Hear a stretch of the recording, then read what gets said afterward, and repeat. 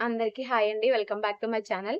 ముఖ్యంగా ఈరోజు మన వీడియో వచ్చేసి పెన్షన్‌లకి సంబంధించి వెరిఫికేషన్ అయితే స్టార్ట్ అవబోతుందండి. కొత్త సంవత్సరంలో జనవరిన అయితే ఇది మనకి 3 నెలల పాటయితే ఈ వెరిఫికేషన్ అయితే జరుగుతుంది.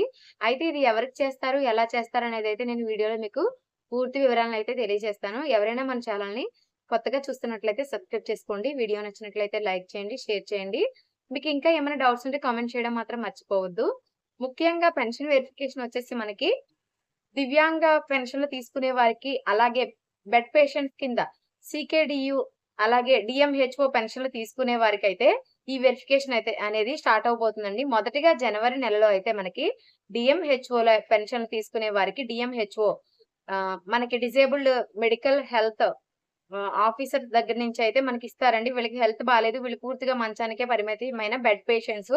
శాశ్వతంగా వీళ్ళు మంచం మీద నుంచి లెగలేరు. వీళ్ళకి ఆహ్ ఎటువంటి జీవనాధారము లేదు. సో, వీళ్ళకి పెన్షన్ ఇవ్వండి అని చెప్పేసి వాళ్ళకైతే ఒక సర్టిఫికేట్ అయితే ఇస్తారు. దానికి సంబంధించి కూడా నకిలీ అయితే ఉన్నాయనే ఉద్దేశంతో అయితే గవర్నమెంట్ అయితే మొట్టమొదటిగా వీళ్ళకైతే వెరిఫికేషన్ అయితే చేస్తున్నారు.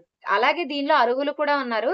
సో, అర్హులు ఎవరు ఇబ్బంది పడకూడదంటే అందరికీ కూడా ఇంటి వద్దలే పెన్షన్ వెరిఫికేషన్ అనేది జరగాలని చెప్పేసి వీళ్ళు మొత్తం 25,000 మంది అయితే ఉన్నారండి. రాష్ట్ర వ్యాప్తంగా మొత్తం ఏపీ రాష్ట్ర వ్యాప్తంగా అన్ని జిల్లాలకి కలిపి ఉమ్మడి జిల్లాల ఆధారంగా అయితే కలిపి 25,000 పెన్షన్‌లయితే ఉన్నాయండి. ఈ 25,000లో బోగస్ పెన్షన్‌లు గుర్తించడానికి ఒక నెల అయితే గడువైతే ఇచ్చారు.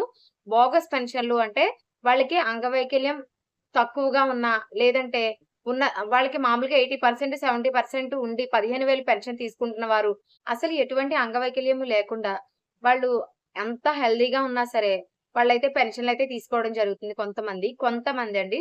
సో, వీరందరికీ చెక్ పెట్టాలి.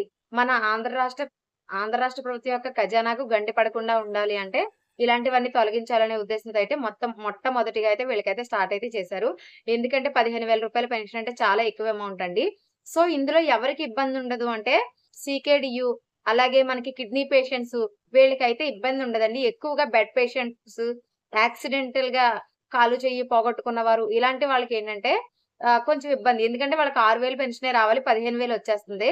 వాళ్ళకి తెలియకుండానే అది అందులోకి మారిపోయి, సో, వాళ్ళకి ఇబ్బందేమీ లేదు. వాళ్ళకి మళ్ళీ 6,000 పెన్షన్‌లోకైతే మారుస్తారు. ప్రాబ్లమ్ ఎవరికొచ్చిందంటే వాళ్ళు పూర్తిగా హెల్తీగా ఉన్నా సరే, దొంగ సర్టిఫికేట్స్ పెట్టుకున్నారు కదా! వాళ్ళకే ప్రాబ్లమ్ అండి. అయితే ఈ వెరిఫికేషన్ అనేది సర్టిఫికేట్ ఇచ్చిన డీఎంహెచ్ఓలైతే చేయరండి. మన పక్క జిల్లా యొక్క డీఎంహెచ్ఓ ఆఫీసర్‌లైతే మన జిల్లాలో చేస్తారు. మన జిల్లా ఆఫీసర్‌లు పక్క జిల్లాలో అయితే చేస్తారు. ఎందుకంటే ఇక్కడ మధ్యలో దళారులు ఏర్పడి వాళ్ళకి వీళ్ళకి మధ్యలో కమ్యూనికేషన్ ఏర్పరిచి అమౌంట్ ద్వారా దొంగ సర్టిఫికేట్‌లు ఇస్తున్నారనే విషయాన్నయితే ప్రభుత్వం అయితే గుర్తించడం జరిగింది. సో, అందువల్లే ఇటువంటి నిర్ణయాన్నయితే తీసుకున్నారండి. అయితే చాలా మంది అడుగుతున్నారు మనకి సదరం సర్టిఫికేట్‌లనేవి క్యాన్సిల్ అయిపోయాయంటున్నారు. మనం మళ్ళీ కొత్తగా పెట్టుకోవాలా అని. సో, సదరు సర్టిఫికేట్‌లయితే ప్రస్తుతానికైతే క్యాన్సిల్ అవ్వలేదండి.